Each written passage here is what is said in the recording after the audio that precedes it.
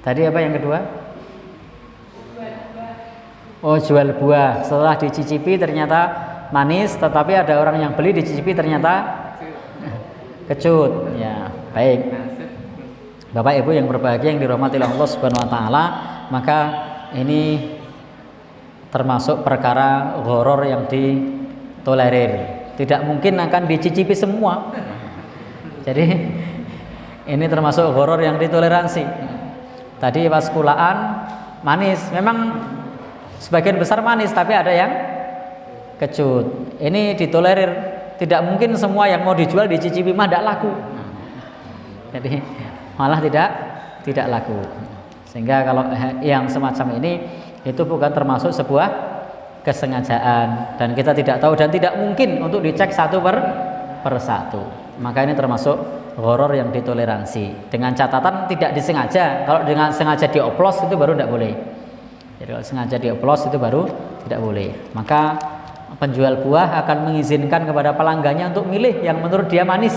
Monggo silahkan Mas, Mbak dipilih-pilih yang paling baik. Nah, sudah itu pilihan dia.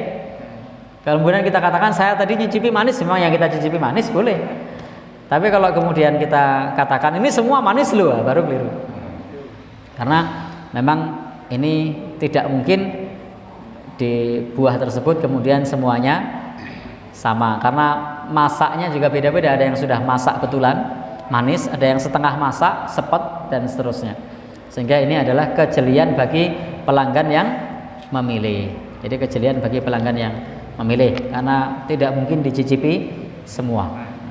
Demikian pula kalau kita beli semangka misalnya, kita juga tidak tahu si penjual ini yang lainnya manis, kemudian mungkin ada semangka yang ternyata tidak semanis yang sebelumnya.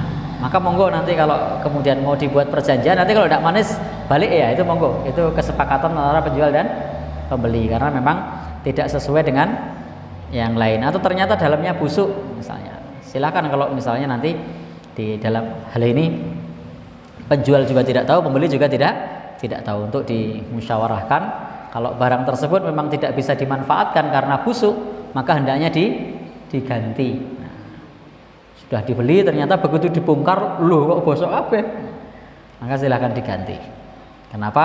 Karena Bapak Ibu yang berbahagia yang dirahmati Allah Subhanahu wa taala, ini termasuk khiyar aib, mengembalikan karena barangnya cacat. Tapi kalau sekedar tadi rasanya hanya selisih sedikit ya tidak masalah, karena ini tidak mungkin kita ketahui semuanya. Tapi kalau sudah busuk misalnya, padahal belinya semangka gede gitu kan, begitu dibelah, nah ini silahkan. Tapi kalau buah duku kecil-kecil ternyata ada sebagian yang busuk, ya ini lumrah, normal. Apalagi tadi sudah dipilih-pilih semua sama dia, sama pelanggannya. Allah a'lam bishawab.